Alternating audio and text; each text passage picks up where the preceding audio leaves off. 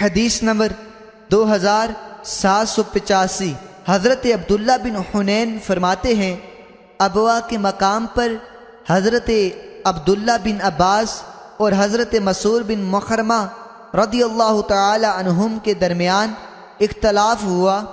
حضرت ابن عباس رضی اللہ تعالی عنہما نے فرمایا، محرم اپنے سر کو دھو سکتا ہے، اور حضرت مسعود رضی اللہ تعالی عنہ نے فرمایا نہیں دھو سکتا۔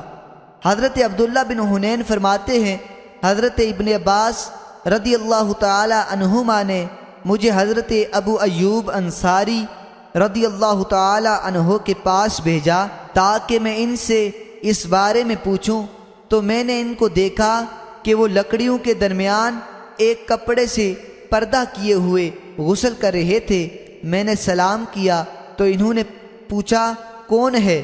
میں نے کہا میں عبداللہ بن حنین ہوں، مجھے حضرت عبداللہ بن عباس رضی اللہ تعالی عنہما نے آپ کے پاس بھیجا ہے تاکہ آپ سے پوچھوں کہ رسول اکرم صلی اللہ علیہ وسلم حالت احرام میں اپنا سر مبارک کیسے دھوتے تھے۔ حضرت ابو ایوب رضی اللہ تعالی عنہ نے اپنا ہاتھ کپڑے پر رکھا اور اسے نیچے کیا حتیٰ کہ ان کا سر میرے سامنے ظاہر ہو گیا۔ پھر انہوں نے پانی ڈالنے والے سے فرمایا پانی ڈالو۔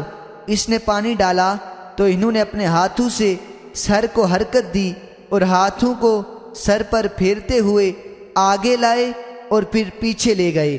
پھر فرمایا میں نے رسول اکرم صلی اللہ علیہ وسلم کو اس طرح کرتے ہوئے دیکھا ہے۔ حدیث نمبر 2786۔ ایک اور سند سے بھی اس کی مثل مروی ہے۔